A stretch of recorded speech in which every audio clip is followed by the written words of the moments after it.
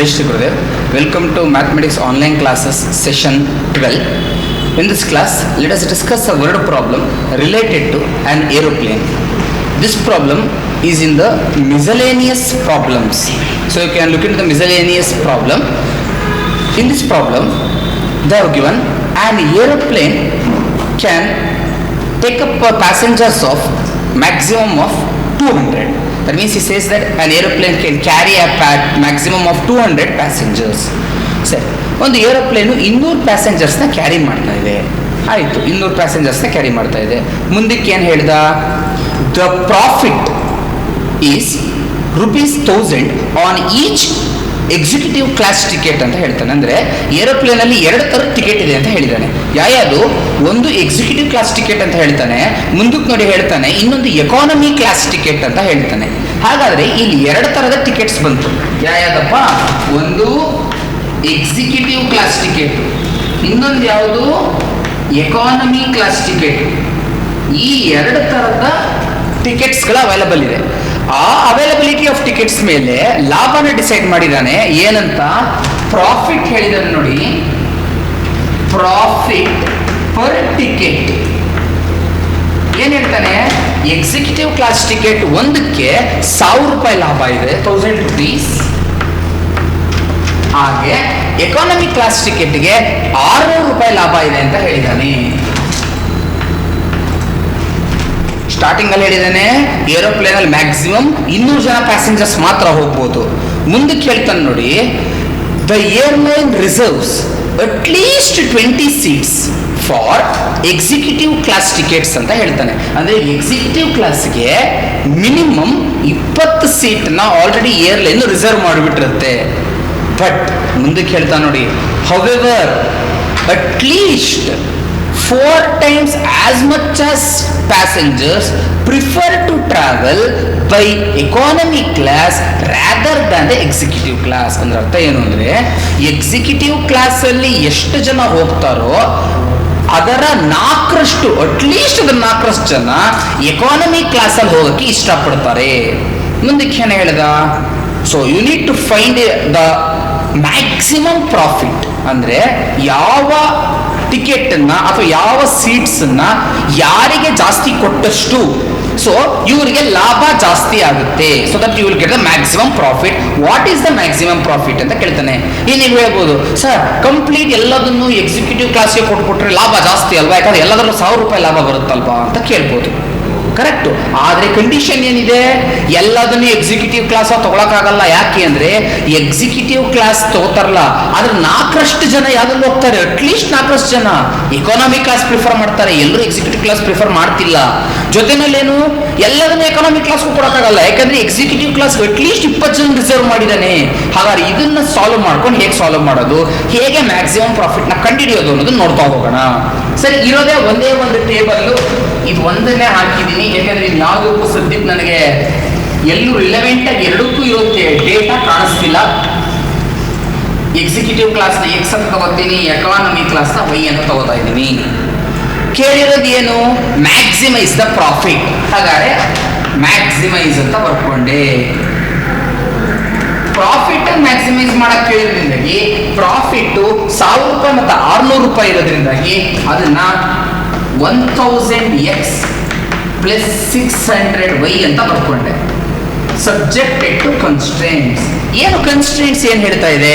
ಈಗ ಮತ್ತೆ ನಾವು ಪ್ರಾಬ್ಲಮ್ನ ಓದ್ತಾ ಹೋಗ್ಬೇಕು. ಅದಕ್ಕೆ ಹೇಳಿದ್ದು, ಹಿಂದೆ ಒಂದ್ಸಲಿ ಹೇಳಿದ್ದೆ, ವರ್ಡ್ ಪ್ರಾಬ್ಲಮ್ ಒಂದ್ಸಲಿ ಅಲ್ಲ 2-3 ಸಲ ಓದ್ಕೊಂಡು ಕೆಲವೊಂದು ಟೈಮ್ ನಾವೆಲ್ಲದನ್ನು ಬರ್ಕೋಬೇಕಾಗತ್ತೆ. ಸರಿ, ಏನು ಹೇಳಿದ್ದ? The aeroplane can carry a maximum of 200 passengers. ಅಂದ್ರೆ ಅರ್ಥ ಏನು? ಏರೋಪ್ಲೇನ್ ಅಲ್ಲಿ ಮ್ಯಾಕ್ಸಿಮಮ್ 200 ಜನಕ್ಕೆ ಮಾತ್ರ ಅವಕಾಶ ಇದೆ. ಯಾರು 200 ಜನ? ಅವ್ರು ಎಕ್ಸಿಕ್ಯೂಟಿವ್ ಕ್ಲಾಸ್ ಆದ್ರೂ ಆಗಲಿ, ಎಕಾನಮಿಕ್ ಕ್ಲಾಸ್ ಆದ್ರೂ ಆಗಲಿ. ಹಾಗಾದ್ರೆ ಎಕ್ಸ್ ಪ್ಲಸ್ ವೈ ಎರಡೂ ರೀತಿ ಕ್ಲಾಸ್ಗಳನ್ನ ಸೇರಿಸ್ಕೊಂಡ್ರೆ ಮ್ಯಾಕ್ಸಿಮಮ್ 200 ಜನ ಅಂದ್ರೆ less than or equal to 200. Airline ಏನ್ ಮಾಡಿದೆ? 20 ಜನ ಎಕ್ಸಿಕ್ಯೂಟಿವ್ ಕ್ಲಾಸ್ ಅವರಿಗೆ ಮಿನಿಮಮ್ 20 ಜನ ರಿಸರ್ವ್ ಮಾಡಿದೆ. ಮಿನಿಮಮ್ 20 ಜನ ಅಂದ್ರೆ ಅದಕ್ಕಿಂತ ಜಾಸ್ತಿನೂ ಆಗ್ಬೋದು. ಬಟ್ ಎಕ್ಸಿಕ್ಯೂಟಿವ್ ಕ್ಲಾಸ್ ಯಾವುದು? ಎಕ್ಸ್. ಅದು x greater than or equal to 20. Next ಏನಂತ ಹೇಳಿದಾರೆ ನೋಡಿ, ಇಕಾನಮಿ ಕ್ಲಾಸ್ ಅವರು ಎಕ್ಸಿಕ್ಯೂಟಿವ್ ಕ್ಲಾಸಿನ 4ರಷ್ಟು ಹೋಗೋಕ್ಕೆ ಪ್ರಿಫರ್ ಮಾಡ್ತಾರೆ ಅಂತ. ಹಾಗಾದ್ರೆ ಎಕಾನಮಿ ಕ್ಲಾಸ್ ವೈ ಅಟ್ಲೀಸ್ಟ್ ಅಂತ ಹೇಳಿದ್ರೆ greater than or equal to executive ಕ್ಲಾಸಿನ 4ರಷ್ಟು ಅಂದ್ರೆ 4 ಟೈಮ್ಸ್ ಆಫ್ ಎಕ್ಸ್. ಹಾಗಾದ್ರೆ ನೆಕ್ಸ್ಟ್ ಕನ್ಸ್ಟ್ರೆಂಟ್ಸ್ ಮಾಮೂಲಿ x y is greater than or equal to 0. ಸರಿ, ಮಾಮೂಲಿ ಪ್ರಾಬ್ಲಮ್ ಹೇಗೆ ಸಾಲ್ವ್ ಮಾಡ್ತೀವಿ, ಸಾಲ್ವ್ ಮಾಡ್ತಾ ಹೋಗೋಣ. ನೋಡಿ, ಈಗ ಮೊದಲನೇ ಕನ್ಸ್ಟ್ರೆಂಟ್ಸ್ ತಗೋತೀನಿ. ಕನ್ಸಿಡರ್ ಯಾವ್ದಪ್ಪ, x plus y is equal to 200. ನೋಡಿ, ಸಿಂಪಲ್ ಆಗಿದೆ ಈಕ್ವೇಶನ್. x ಗೆ 0 ಕೊಟ್ರೆ y 200, y ಗೆ 0 ಕೊಟ್ರೆ x 200 ಬಂತು. ನೆಕ್ಸ್ಟ್ ಕನ್ಸಿಡರ್, ನೆಕ್ಸ್ಟ್ ಯಾವ್ದು ಕನ್ಸಿಡರ್ ಮಾಡ್ತೀನಿ, x ಇಸ್ ಈಕ್ವಲ್ ಟು 20. ನೋಡಿ, ಇಲ್ಲಿ x ಇಸ್ ಈಕ್ವಲ್ ಟು 20 ಅಂತ ತಗೊಳ್ಳೋದ್ರಿಂದಾಗಿ x ಗೆ 0 ಕೊಟ್ರೆ y, y ಗೆ 0 ಕೊಟ್ರೆ x ಅನ್ನೋ ಇದೇ ಇಲ್ಲ. Direct x is equal to 20. ಇನ್ನೊಂದು ಯಾವುದು, ಕನ್ಸಿಡರ್. ಏನ್ ಕನ್ಸಿಡರ್ ಮಾಡ್ಬೇಕಿದ್ರೆ ಅಲ್ಲಿ y is equal to 4x ಅನ್ನೋದು ಕನ್ಸಿಡರ್ ಮಾಡಬೇಕು. ಆದ್ರೆ ಹಿಂದೆ ಹೇಳಿದಂಗೆ ಇಲ್ಲಿ x ಗೆ 0 ಕೊಟ್ರೆ y ಗೆ 0 ಬರ್ತಾ ಇದೆ, y ಗೆ 0 ಕೊಟ್ರೆ x ಗೆ 0 ಬರುತ್ತೆ ಈ ಕಂಡೀಷನ್ ಅಲ್ಲಿ. ಈಗ ನೋಡ್ಬೇಕು, ಟೇಬಲ್ ಹಾಕ್ಬೇಕು. ಬಟ್ ಟೇಬಲ್ ಹಾಕ್ಬೇಕಾದ್ರೆ ನಂಗೆ ವ್ಯಾಲ್ಯೂಸ್ ಬೇಕಲ್ಲ, ಆ ವ್ಯಾಲ್ಯೂಸ್ ನ ಗ್ರಾಫ್ ಹಾಕಿದ ಮೇಲೆ ನೋಡ್ತಾ ಹೋಗೋಣ ಏನೇನ್ ವ್ಯಾಲ್ಯೂಸ್ ಬರುತ್ತೆ ಅಂತ. ಸರಿ, ಆ ವ್ಯಾಲ್ಯೂಸ್ ಗ್ರಾಫ್ ಹಾಕೊಳ್ಳೋಕೆ ಇಲ್ಲಿ ಟೇಬಲ್ ಹಾಕೊಳ್ಳೋಣ. ಇರ್ಲಿ, ಟೇಬಲ್ ಗ್ಯಾಪ್ ಇಟ್ಕೊಂಡಿರ್ತೀನಿ ಸದ್ಯಕ್ಕೆ. ಎಕ್ಸ್ ವೈ ಏನೇನು ವ್ಯಾಲ್ಯೂಸ್ ಕೊಡಬೇಕು ನಂಗೆ ಇನ್ನು ಗೊತ್ತಿಲ್ವಲ್ಲ, ಅದಕ್ಕೆ ಸುಮ್ಮನೆ ಇರ್ತೀನಿ. ಈಗಲೇ ವ್ಯಾಲ್ಯೂಸ್ ಕೊಡೋಕೆ ಹೋಗಿರಲ್ಲ, ವ್ಯಾಲ್ಯೂಸ್ ಆಮೇಲೆ ಕೊಡ್ತಾ ಹೋಗೋಣ. ಫಸ್ಟ್ ಗ್ರಾಫ್ ಹಾಕೋಣ. ಈಗ ಗ್ರಾಫ್ ಹಾಕಬೇಕು.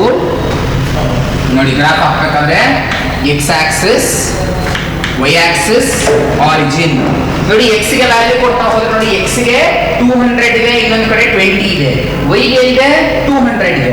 ಹಾಗಾದ್ರೆ ನೀವು ಎರಡು ರೀತಿ ಕೊಟ್ಕೋಬಹುದು. ಒಂದು 20, 40 ಅಂತ ಕೊಟ್ಕೊಂಡ್ರೆ 10 ಯೂನಿಟ್ ಬೇಕು, ಬಿಕಾಸ್ 20 ಕೊಟ್ಲಿ 200. ಇಲ್ಲ 40 ಅಂತ ಕೊಟ್ಕೊಂಡ್ರೆ 5 ಯೂನಿಟ್ ಬೇಕು. 40 ಅಂತ ಕೊಟ್ಟರೆ 20ನ ಅರ್ಧಕ್ಕೆ ಮಾರ್ಕ್ ಮಾಡ್ಬೋದು, ತೊಂದರೆ ಇಲ್ಲ. ಸೊ ನಾನೇನ್ ಮಾಡ್ತೀನಿ, 1 ಯೂನಿಟ್ ಇಸ್ ಈಕ್ವಲ್ ಟು 40 ಅಂತ ತಗೋತೀನಿ. ಸೊ ಅದ್ರ ಪ್ರಕಾರ 1, 2, 3, 4, 5, 40, 80, 120, 160, 200. ವೈಯಲ್ಲೂ ಅಷ್ಟೇ ಮ್ಯಾಕ್ಸಿಮಮ್ 200 ಇರೋದು ನನಗೆ. 40, 80, 120, 160, 200. 40, 80, 120, 160, 200. ಈಗ ಫಸ್ಟ್ ಏನ್ ಮಾಡ್ತೀನಿ, ಇದ್ರ ವ್ಯಾಲ್ಯೂ ಪ್ಲಾಟ್ ಮಾಡ್ತೀನಿ. ಎಕ್ಸ್ ಗೆ 200, ವೈ ಗೆ 200 ಇದೆ. ಸೊ ಅದನ್ನ ಜಾಯಿನ್ ಮಾಡ್ತೀನಿ. ವೈ ಗೆ 200, ಎಕ್ಸ್ ಗೆ 200 ಇದೆ. ಅದನ್ನ ಫಸ್ಟ್ ಜಾಯಿನ್ ಮಾಡ್ಕೋತೀನಿ. ಸರಿ, ಅದು ಜಾಯಿನ್ ಆಯ್ತು. Next x is equal to 20 ಅಂತ ಇದೆ. ನೋಡಿ ಮಕ್ಕಳ, ಕನ್ಫ್ಯೂಸ್ ಆಗಬೇಡಿ. ಎಕ್ಸ್ 20 ಅಂತ ತಕ್ಷಣ ನೋಡಿ, ಇಲ್ಲಿ ಅರ್ಧ ಕಲ್ವ ಬರೋದು 20. ಈ ಅರ್ಧ ನೀವು ಹೇಗೆ ಮಾರ್ಕ್ ಮಾಡ್ತೀರಾ, ಪಾಯಿಂಟ್ ಮಾರ್ಕ್ ಮಾಡ್ಬೇಕಾರೆ ಅಂದ್ರೆ ಮಾರ್ಕಿಂಗ್ ಹೀಗೆ ಮಾಡ್ತಾರೆ, ಹೀಗೆ ಮಾಡ್ತೀರಾ, ವರ್ಟಿಕಲ್ ಹೀಗೆ ಮಾಡ್ತೀರಾ. ಯಾವಾಗ ವರ್ಟಿಕಲ್ ಹೀಗೆ ಮಾಡ್ತೀರೋ ಅದರ ಅರ್ಥ ನೀವು ಅದೇ ರೀತಿ ಲೈನ್ ಎಳೀರಿ ಅಂತ ಅರ್ಥ ಆಯ್ತಾ. ಸೊ ಇದೇ ರೀತಿ ಲೈನ್ ಕಂಟಿನ್ಯೂ ಮಾಡಿ. ಈ ಲೈನ್ ಹೀಗೆ ಕಂಟಿನ್ಯೂ ಮಾಡೋದು, ಸ್ಟ್ರೈಟ್ ಲೈನ್. ಒಂದು ವೇಳೆ ವೈ ಇದ್ದಿದ್ರೆ ಏನ್ ಮಾಡ್ತಿದ್ರಿ, ಹೀಗೆ ಮಾರ್ಕ್ ಮಾಡ್ತಿದ್ರಲ್ಲ, ವೈ ಮಾರ್ಕ್ ಮಾಡೋದಾದ್ರೆ ಅವಾಗ ಏನ್ ಮಾಡ್ತೀವಿ, ಹೀಗೆ ಲೈನ್ ಇರಬೇಕು ಅಷ್ಟೇನೆ. ಆಯ್ತು. ನೆಕ್ಸ್ಟ್ ಈಗ ಗ್ರಾಫಿನ ಇದಕ್ಕೆ ಟೇಬಲ್ ಹಾಕ್ಬೇಕು. ಟೇಬಲ್ಗೆ ಪಾಯಿಂಟ್ಸ್ ಯಾವ್ದು ಬರ್ತವೆ, 40, 80, 120, 160, 200 ಇದೆಲ್ಲ ಇದೆ. ಸರಿ, ಅದನ್ನ ಮಾರ್ಕ್ ಮಾಡ್ಕೋಬಹುದು. ಅದಕ್ಕೆ ಟೇಬಲ್ಗೆ ವ್ಯಾಲ್ಯೂ ಕೊಡ್ತಾ ಹೋಗ್ತೀನಿ. ಯಾವ್ದಕ್ಕೆ ವ್ಯಾಲ್ಯೂ ಕೊಟ್ಟರೆ ಬೆಟ್ರು, ಎಕ್ಸ್ ಗೆ ವ್ಯಾಲ್ಯೂ ಕೊಟ್ಟು ವೈ ವ್ಯಾಲ್ಯೂ ತಗೊಳ್ಳೋದು ಬೆಟ್ರು. ಯಾಕಂದ್ರೆ ಇಲ್ಲಿ Y is equal to 4x ಇದೆ. ಹಾಗಾದ್ರೆ ಎಕ್ಸ್ ಗೆ ನಾವು 40, 80, 120 ಎಲ್ಲ ಕೊಡ್ತಾ ಹೋಗ್ಬೋದು. ನಾನೇನ್ ಮಾಡ್ತೀನಿ, ಎಕ್ಸ್ ಗೆ 20 ಕೊಡ್ತೀನಿ ಫಸ್ಟ್. ಕೊಡ್ಬೋದು, ಯಾಕಂದ್ರೆ ಅರ್ಧಕ್ಕಲ್ವಾ ಕೊಡ್ಬೋದು. ಸೊ ಎಕ್ಸ್ ಗೆ 20, ಎಕ್ಸ್ ಗೆ 20 ಕೊಡ್ತಾ 4 × 20 80. ಹಾಗಾದ್ರೆ ವೈ ವ್ಯಾಲ್ಯೂ ಏನಾಯ್ತು, 80 ಆಯ್ತು. ನೆಕ್ಸ್ಟ್ ಎಕ್ಸ್ 40 ಕೊಡ್ತೀನಿ, ಅಲ್ಲಿ 160 ಆಗುತ್ತೆ.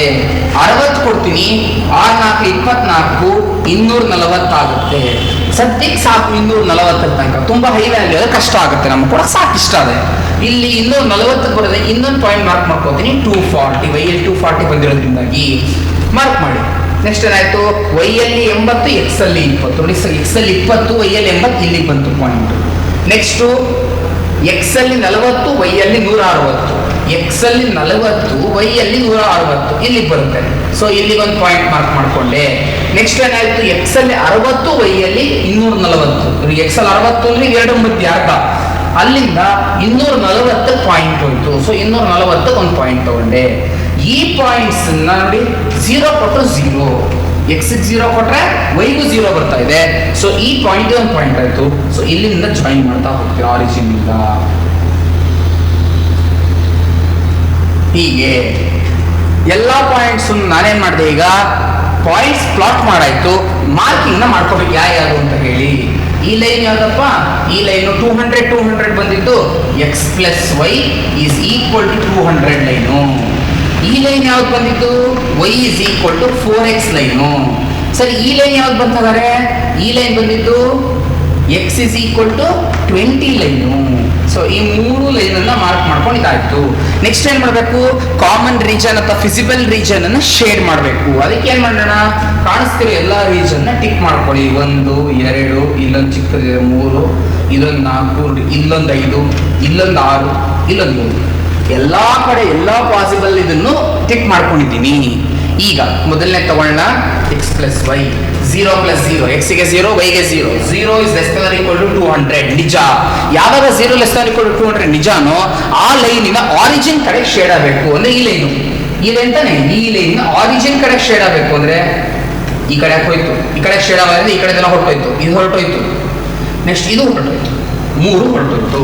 ನೆಕ್ಸ್ಟ್ ಇರೋದು ಯಾವುದು, x is greater than or equal to 20. ನೋಡಿ ಮಕ್ಕಳು, ಅವನೇ ಹೇಳ್ತಿದ್ದಾನೆ x greater than or equal to 20 ಅಂತ. ಇದಕ್ಕೆ 0 ಹಾಕ್ಬೇಕು ಅಂತ ಏನಿಲ್ಲ, ಒಂಚೂರು ಇದ್ರೂ ಗೊತ್ತಾಗುತ್ತೆ ನೋಡಿ. ಇದು greater than or equal to 20, greater ಯಾವ ಕಡೆಗೆ, ಜಾಸ್ತಿ ಇರೋ ಕಡೆಗೆ, ಜಾಸ್ತಿ ಅಂದ್ರೆ ಬಲಗಡೆಗೆ ಬಂತು. ಆಟೋಮೆಟಿಕಲಿ ಬಲಗಡೆಗೆ ಬಂದಿದ್ರಿಂದ ಇದರಿಂದ ಇದು ಈ ಪಾರ್ಟ್ 2 ಹೊರಟೋಯ್ತು. ಅಥವಾ ನಿಮಗೆ ಕನ್ಫ್ಯೂಸ್ ಆಯ್ತಾ, 0 ಕೊಟ್ಕೊಳ್ಳಿ, ತೊಂದರೆ ಇಲ್ಲ. ಏನಾಗುತ್ತೆ 0 ಕೊಟ್ರೆ, 0 is greater than or equal to 20. 0 greater than or equal to 20 ನಿಜನಾ? ಇಲ್ಲ, ಸುಳ್ಳು. ಸುಳ್ಳಾದಾಗ ಏನ್ ಮಾಡ್ಬೇಕು, ಆ ಲೈನಿನ ಆರಿಜಿನ್ ಅಲ್ಲದೆ ಇರೋ ಕಡೆ ಶೇಡ್ ಮಾಡ್ಬೇಕು. ಅಂದ್ರೆ ಆ ಕಡೆ ಶೇಡ್ ಮಾಡ್ತೀನಿ, ಈ ಕಡೆ ಎಲ್ಲ ಹೊರಟಾಯ್ತು ಅಷ್ಟೇ. ಆ ರೀತಿ ಬೇಕಾದ್ರೆ ತಿಳ್ಕೊಬಹುದು. ನೆಕ್ಸ್ಟ್ ಏನಾಯ್ತು, y is greater than or equal to 4x. ಅದ್ರಲ್ಲಿ ಕೊಟ್ರೆ 0 greater than or equal to 0 ಬರುತ್ತೆ, ಆಗಲ್ಲ. ಹಾಗಾದ್ರೆ ಏನ್ ಮಾಡ್ಬೇಕು, ಟೇಬಲ್ ನ ಚೆಕ್ ಮಾಡ್ಬೇಕು. ನೋಡಿ ಟೇಬಲ್, x ಗೆ 20, y ಗೆ 80, ಯಾವ್ದು ಜಾಸ್ತಿ, y ಜಾಸ್ತಿ. ಹಾಗಾದ್ರೆ ಈ ಲೈನಿನ y ಆಕ್ಸಿಸ್ ಕಡೆಗೆ ನಾನು ಶೇಡ್ ಮಾಡಬೇಕು. ಸೊ ಈ ಲೈನ್ y ಆಕ್ಸಿಸ್ ಈ ಕಡೆ ತಾನೆ, ಹಾಗಾದ್ರೆ ಈ ಕಡೆ ಪಾರ್ಟ್ ಹೊರಟೋಯ್ತು. ನಾನು ಹಿಂದೆ ಹೇಳಿದ್ದೀನಿ, ಅಕಸ್ಮಾತ್ ಈ ಟೇಬಲ್ ಅಲ್ಲಿ ಏನಾದ್ರು ವ್ಯಾಲ್ಯೂಸ್ ಈಕ್ವಲ್ ಬಂದಿದ್ರೆ, ವ್ಯಾಲ್ಯೂಸ್ ಏನಾದ್ರು ಈಕ್ವಲ್ ಬಂದಿದ್ರೆ, 1 ಕೊಟ್ಟಾಗ 1, 2 ಕೊಟ್ಟಾಗ 2, 10 ಕೊಟ್ಟಾಗ 10, ಆ ತರ ಏನಾದ್ರು values equal, x and y values equal ಆಗಿದ್ರೆ ಏನ್ ಮಾಡ್ಬೇಕು, y greater than or equal to x, x greater than or equal to y ಅನ್ನು ನೋಡ್ಕೋಬೇಕಲ್ಲಿ. ಆಗ ಯಾವ ಜಾಸ್ತಿ ಇರುತ್ತೋ ಆ ಕಡೆ ಶೇಡ್ ಮಾಡಬೇಕು ಅಂತ ಹೇಳಿದೀನಿ. ಬಟ್ ಈಗ ಪ್ರಾಬ್ಲಮ್ ಬರಲಿಲ್ಲ, ಯಾಕಂದ್ರೆ ಎಕ್ಸ್ ಚಿಕ್ಕದು ವೈ ದೊಡ್ಡದು ಕ್ಲಿಯರ್ ಗೊತ್ತಾಗ್ತಿದೆ ಇದರಲ್ಲೇನೆ. ಹಾಗಾದ್ರೆ ವೈ ದೊಡ್ಡದಿರೋದ್ರೆ ವೈ ಕಡೆ ಶೇಡ್ ಮಾಡಿಬಿಟ್ಟೆ, ವೈ ಆಕ್ಸಿಸ್ ಕಡೆಗೆ ಲೈನ್ ಅನ್ನ. ಉಳಿದಿರೋದು ಇದೊಂದೇ ಪಾರ್ಟ್, ಇದನ್ನೇನ್ ಮಾಡಿದೆ ಈಗ ಶೇಡ್ ಮಾಡ್ತೀವಿ. ಸರಿ, ಶೇಡ್ ಮಾಡಾಯ್ತು.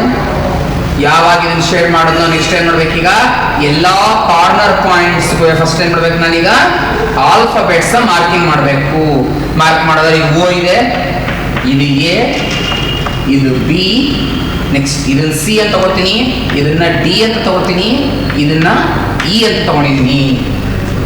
ನೋಡಿ, ಇದು ಡಿ, ಇದು ಇ, ಇದು ಸಿ, ಇದು ಎ, ಇದು ಬಿ, ಇಷ್ಟಿದೆ.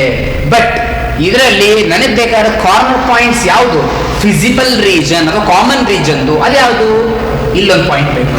ಎಸ್, ಹಾಗಾದ್ರೆ ಇದನ್ನ ಎಫ್ ಅಂತ ತಗೋತೀನಿ. ಇದು ಸಿ, ಇದು ಡಿ, ಇದು ಎಫ್. ಹಾಗಾದ್ರೆ 3 ಪಾಯಿಂಟ್ ಕಾರ್ನರ್ ಪಾಯಿಂಟ್ ಅಂತೂ ಬರ್ಕೋಬೇಕು. ಏನಂತ ಬರ್ಕೊಳ್ಳೋಣ, ಕಾರ್ನರ್ ಪಾಯಿಂಟ್ಸ್. ಇನ್ನೊಂದೇನಾಗಿರುತ್ತೆ, objective function. z is equal to ಏನ್ ಹೇಳ್ತಾ objective function 1000x plus 600y ಅಂತ ಹೇಳ್ತಾ ಇದೆ. ಸರಿ, ಅದನ್ನು ಬರ್ದೆ. ಈಗ ನಮ್ಗೆ ಗೊತ್ತಿರೋಂಗೆ 3 ಕಾರ್ನರ್ ಪಾಯಿಂಟ್ ಇದೆ ಇವತ್ತು ಬರ್ದಿರೋದ್ರಲ್ಲಿ. ಯಾವ್ದು, ಒಂದು ಸಿ, ಇನ್ನೊಂದು ಡಿ, ಇನ್ನೊಂದು ಎಫ್. ನೋಡಿ ಮಕ್ಕಳ, ಸಿ ಪಾಯಿಂಟ್ ನೋಡಿ, ಸಿ ಪಾಯಿಂಟ್ ನೋಡಿದ್ರೆ ನಿಮ್ಗೆ ಕ್ಲಿಯರ್ ಆಗಿ ಗೊತ್ತಾಗುತ್ತೆ. ಸಿ ಪಾಯಿಂಟ್ ನೋಡಿ ಇಲ್ಲಿದೆ, ಇದು 20 ಡಿಸ್ಟೆನ್ಸ್ ಅಲ್ಲಿ ಎಕ್ಸ್ ಅಲ್ಲಿ ಇದೆ, ವೈ ಅಲ್ಲಿ 80 ಇದೆ. ಸೊ ಅದಕ್ಕೆ ಅದು 20, 80 ಆಯಿತು. ನೆಕ್ಸ್ಟ್ ಡಿ ಪಾಯಿಂಟ್ ಬರೀಬೇಕು ನೋಡಿ ಮಕ್ಕಳ. ಡಿ ಪಾಯಿಂಟ್ ತಗೊಂಡ್ರೆ ಡಿ ಪಾಯಿಂಟ್ ಇದು 40, ಇದು 160. ಹಾಗಾದ್ರೆ ಎಕ್ಸ್ ಅಲ್ಲಿ 40, ಇದರಲ್ಲಿ 160. ನೆಕ್ಸ್ಟ್ ಯಾವ್ದು ಮಕ್ಕಳ? ಎಫ್ ಪಾಯಿಂಟ್ ನೋಡಿ. ಎಫ್ ಪಾಯಿಂಟ್ ನೋಡಿದ್ರೆ ಇದು 20, ಇಲ್ಲಿ ನೋಡಿ, ಇಲ್ಲಿ ಇದು 20. ಇದು ಯಾವುದು? 200 ಮತ್ತೆ 160 ಮಧ್ಯೆ ಇರೋದು 180. ಹಾಗಾದ್ರೆ 20, 180 ಆಯ್ತು. ಝೆಡ್ ವ್ಯಾಲ್ಯೂ ಕ್ಯಾಲ್ಕುಲೇಟ್ ಮಾಡೋಣ. ಸರಿ, ಹಾಗಾದ್ರೆ ಫಸ್ಟ್ ಎಕ್ಸ್ಗೆ 20, ವೈಗೆ 80 ಕೊಡಬೇಕು. 1000 ಇಂಟು 20, 1000 ಇಂಟು 20, 20,000. 600 ಇಂಟು 80, 48,000 ಬರುತ್ತೆ. 48,000 ಪ್ಲಸ್ 20,000, 68,000 ಆಯ್ತು. ಕ್ಯಾಲ್ಕುಲೇಟ್ ಆಯ್ತು. ನೆಕ್ಸ್ಟ್ ಒನ್ ಯಾವುದು? 40 ಮತ್ತೆ 160, 1,000 ಇಂಟು 40 ಅಂದ್ರೆ 40,000 ಪ್ಲಸ್ 600 ಇಂಟು 160 ಅಂತ ಹೇಳಿದ್ರೆ 96,000 ಬರುತ್ತೆ. 96,000 ಪ್ಲಸ್ 40,000, 1,36,000, 1,36,000. ನೆಕ್ಸ್ಟ್ 20 ಮತ್ತೆ 180 ಕೊಟ್ಟಾಗ 1,000 ಇಂಟು 20 ಅಂದ್ರೆ 1,000 ಇಂಟು 20, 20,000 ಪ್ಲಸ್ 600 ಇಂಟು 180, 180 ಇಂಟು 600, 18 6 108. ಹಾಗಾದ್ರೆ 1,08,000. ಇದು 1,08,000 ಪ್ಲಸ್ ಇದು 20,000, 1,28,000 ಆಯ್ತು. ಹಾಗಾದ್ರೆ ನನಗೆ ಬೇಕಾಗಿರೋದೇನು? Maximum profit. ಈಗ ಇದರಲ್ಲಿರೋ ಮ್ಯಾಕ್ಸಿಮಮ್ ಬೆಲೆ ಯಾವುದು? 1,36 ಅಂದ್ರೆ 1,36,000. This is your maximum value. ಏನಂತ ಬರೀಬಹುದು? therefore the maximum value is 1,36,000 rupees. Maximum value ಅಂತ ಹೇಳಿದಾಗ ನಾವಿಲ್ಲಿ ವ್ಯಾಲ್ಯೂ ಅಂತ ಬರೀಬಹುದು ಅಥವಾ ಇಲ್ಲಿ ಏನಂತ ಬರ್ಕೋಬಹುದು? The maximum profit is. ಯಾಕೆಂದ್ರೆ ನಾವು ಬೇಕಾದ್ರೆ ಲಾಭ ತಾನೇ ಇಲ್ಲಿ ಬರ್ತಾ ಇರೋದು. ಮ್ಯಾಕ್ಸಿಮಮ್ ಬೆಲೆ ಝೆಡ್ ಇಂದು ಕರೆಕ್ಟು, ಅದ್ರ ಜೊತೆ ಮ್ಯಾಕ್ಸಿಮಮ್ ಪ್ರಾಫಿಟ್ ಅಂತ ಹೇಳಿದ್ರೆ ಮ್ಯಾಕ್ಸಿಮಮ್ ಪ್ರಾಫಿಟ್ ಈಸ್ 1,36,000 rupees. ಇದು ಯಾವಾಗ ಬರುತ್ತೆ? This is obtained by giving 40, 160 ತಾನೇ ಬಂದಿತ್ತು. ಹಾಗಾದ್ರೆ 40 ಎಕ್ಸಿಕ್ಯೂಟಿವ್ ಕ್ಲಾಸ್ ಟಿಕೆಟ್ಸ್. ಯಾಕೆಂದ್ರೆ 40 ಎಕ್ಸ್ ಅನ್ನ ರೆಪ್ರೆಸೆಂಟ್ ಮಾಡ್ತಾ ಇದೆ. ಎಕ್ಸ್ ಎಕ್ಸಿಕ್ಯೂಟಿವ್ ಕ್ಲಾಸ್ ಟಿಕೆಟ್ಸ್ ಅನ್ನ ರೆಪ್ರೆಸೆಂಟ್ ಮಾಡ್ತಾ ಇದೆ. 40 ಎಕ್ಸಿಕ್ಯೂಟಿವ್ ಕ್ಲಾಸ್ ಟಿಕೆಟ್ಸ್ ಅಂಡ್ 160 160 ವೈನ ರೆಪ್ರೆಸೆಂಟ್ ಮಾಡ್ತಾ ಇರೋದ್ರಿಂದ ವೈ ಅಂದ್ರೆ ಎಕಾನಮಿ ಕ್ಲಾಸ್ ಟಿಕೆಟ್ಸ್ ಆಯ್ತು. ಹಾಗಾದ್ರೆ ಏನಾಯ್ತು? ನಮಗೆ ಮ್ಯಾಕ್ಸಿಮಮ್ ಪ್ರಾಫಿಟ್ 1,36,000 ರೂಪಾಯಿ ಬಂತು. ಆ 1,36,000 ಯಾವಾಗ ಬಂತಪ್ಪ ಅಂತಂದ್ರೆ by giving 40 executive class tickets and 160 economy class tickets. ಆಗ ನನಗೆ ಮ್ಯಾಕ್ಸಿಮಮ್ ಪ್ರಾಫಿಟ್ ಬರ್ತಾ ಇದೆ. I hope you understood this problem. I hope that everything is clear until now. So if you have any doubts or if you want any clarifications, please comment in the comment section so that I will clarify it in the next class. Your opinions and feedbacks are important so that we can rectify whatever you need in the next class. Thank you.